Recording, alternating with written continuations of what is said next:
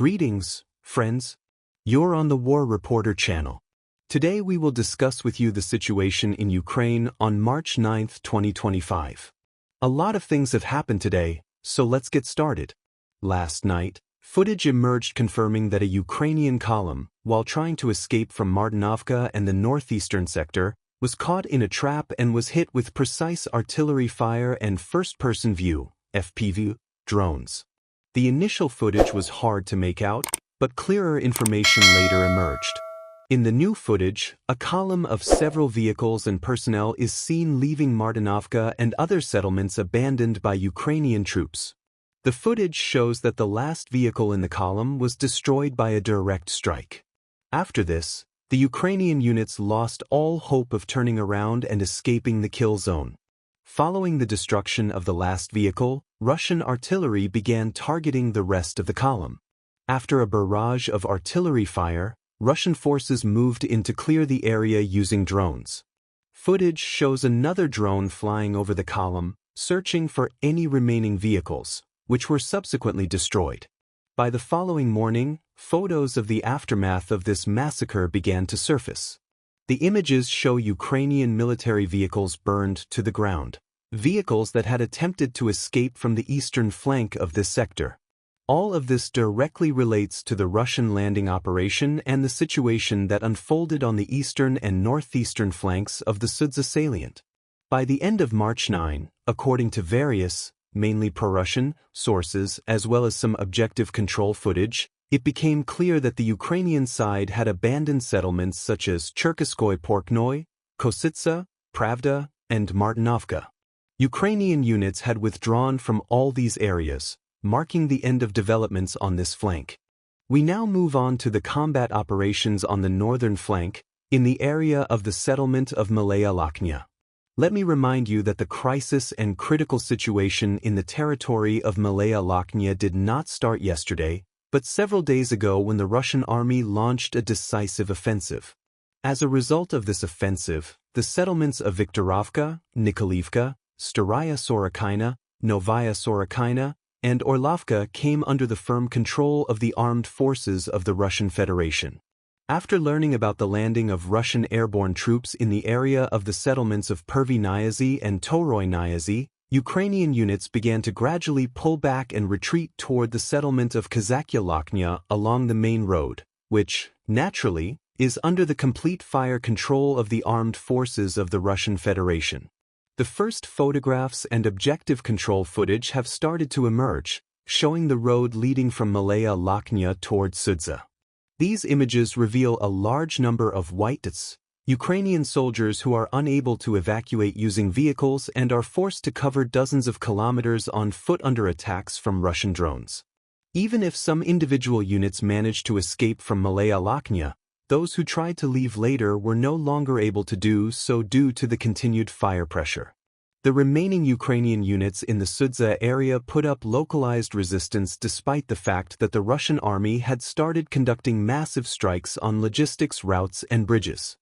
Footage shows another destroyed bridge over the Sudzha River or in the Malaya Lakhnya area, destroyed using an FAB-3000 aerial bomb.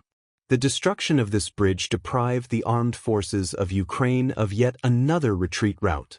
Of course, it is not a major problem for infantry to cross the river on foot, and the latest footage shows individual Ukrainian soldiers crossing the river over the ruins of the bridge towards Sudzha.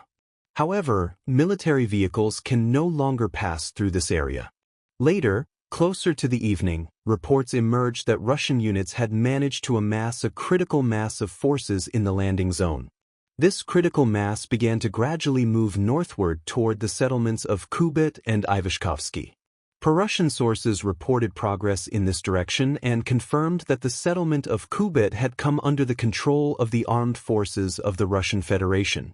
Thus, it can be confidently stated that a complete encirclement was formed around the Ukrainian formations remaining in the Malaya Lakhnya area, cutting off any possibility of escape. Additional information has also emerged from the western flank. Today, objective control footage was published showing Russian soldiers raising the flag in the central part of the settlement of Lebedevka. These images have been confirmed by the Ministry of Defense of the Russian Federation and the Sever, North, military group. This means that, as a result of decisive actions by Russian units, the entire salient in this sector has come under Russian control. Furthermore, the Russian army continues its aggressive assault toward the settlement of Kazakya. By the end of the day, reports confirmed that Russian units had seized control of a forest belt in this area.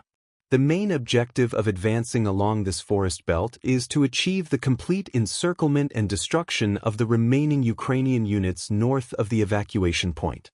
At the moment, it is difficult to estimate how many Ukrainian soldiers will end up encircled or how many of them will be able to break through and escape the combat zone. However, by the morning, the first casualty reports began to surface. According to preliminary data, Ukrainian armed forces losses on March 8 alone amounted to approximately 1,000 personnel. By the end of March 9, it was difficult to predict further losses, but one thing was clear: the Ukrainian army was suffering heavy casualties. The latest objective control footage shows the Kazakya direction, the point where Ukrainian units are currently attempting to retreat from Malaya Lakhnya. The entire territory in this sector is engulfed in fire. Every flash of fire represents a destroyed piece of equipment, a demolished building, or a shelter where Ukrainian soldiers had tried to take temporary cover to catch their breath and continue their retreat toward Sudzha. Based on everything outlined above, it is clear that all current events are unfolding in the territory north or east of the Lakhnya and Sudzha rivers. Regarding the settlement of Sudzha itself, the Russian army has been conducting regular strikes with first-person view (FPV) drones throughout the day. The northwestern part of the settlement of Zayaleshka suffered the heaviest blow. Russian published objective control footage shows the destruction of a Ukrainian temporary deployment point. The author of this footage claims that it captures the destruction of the Ukrainian military headquarters in the territory of Zayaleshka. This headquarters was likely responsible for coordinating the withdrawal and organizing the defense of Ukrainian units in the Sudzha sector. By the end of the day, more and more military experts and individuals familiar with the situation were stating that the Ukrainian side had lost control and mobility in the Sudzha sector. Most importantly, the Ukrainian army in this area had lost operational control over its forces. Right now, everyone is responsible for themselves, and every soldier in the armed forces of Ukraine in this section of the front line has only one goal: to reach the state border. The retreat of the armed forces of Ukraine continues, according to Russian sources. However, I must repeat that there has not yet been any footage from within the settlement of Sudzha itself. Nevertheless, some pro-Russian experts, military personnel, and war correspondents are already reporting that the industrial zone of Sudzha, including the asphalt plant of Sudzha's Road Construction and Maintenance Department No. 2, Dorsu 2, has come under the full control of the armed forces of the Russian Federation. Units advancing from the direction of Martinovka have already established positions on the eastern outskirts. But once again, this consolidation is taking place to the east of the Sudzha River and the Lakhnya River. Let's try to map this river to understand what to expect in the future from the Russian army and Ukrainian units. Here is the river. Along this river, a Ukrainian column was ambushed yesterday evening. Approximately along this river, the Ukrainian army will try to stabilize the front line, even for a short period, to attempt some kind of regrouping. Unikivka and Sudzha are under the complete fire control of the armed forces of the Russian Federation. Dozens, if not hundreds, of Russian drones are flying over this area. Ukrainian sources report their own statistics, claiming that a new Russian drone arrives in this sector of the front approximately every 5 minutes, destroying something each time. Next, we move toward the border. Today, the Ministry of Defense of the Russian Federation also confirmed that the settlement of Novinkaya, or Novinkaya Hamlet, has come under the control of the armed forces of the Russian Federation during combat operations along the border. Based on this footage, let's step back and look at how the map has changed over the past 2 days. As of the evening of March 8, we saw the following picture. Pay attention to the villages of Novinkaya and Lebedevka on the northeastern flank. Almost all of these territories were either under the control of the armed forces of Ukraine or considered contested. However, by the evening of March 9, approximately 20–30% of all these territories had either come under the full control of the Russian army or had become contested. The situation has started to develop rapidly. It is clear that the turning point has already occurred, and it seems unlikely that the armed forces of Ukraine will be able to stabilize the situation. The upcoming night between March 9 and March 10 will be very important. According to some reports, a massive Iskander missile strike on Sumy and the surrounding areas is expected.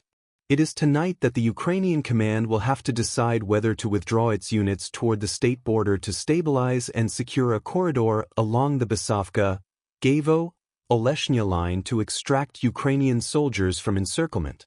Alternatively, there may be an attempt to move them into the territory of the Kursk region to stabilize the flanks. If such a decision is made, an increased concentration of Ukrainian soldiers in these forests and massive Iskander strikes can be expected. If the decision to withdraw is not made, then the chances of Ukrainian units breaking out of encirclement in the territory of Sudzha and the Sudzha agglomeration will rapidly decrease to zero. For now, we will conclude the analysis of the Sudzha sector. We await further updates during the night of March 9 to March 10. Combat operations and assault actions will undoubtedly continue. It is possible that the first images of Russian flags in settlements such as Cherkasskaya Porekhnaya, Pravda, Kositsa, Ivashkovsky, Yuzhny, Zizwevka, Martinovka, and others will start to appear soon. Next, we move toward the southern Donbas and southwest direction. Today, units of the armed forces of Ukraine completely and finally abandoned the settlement of Konstantinopol, retreating toward the settlements of Bogodar and Alexivka. We will continue to monitor how the situation unfolds in this sector of the front. That's all for now, dear friends. Thank you for watching. Please subscribe to the channel, give it a like, and all the best to you.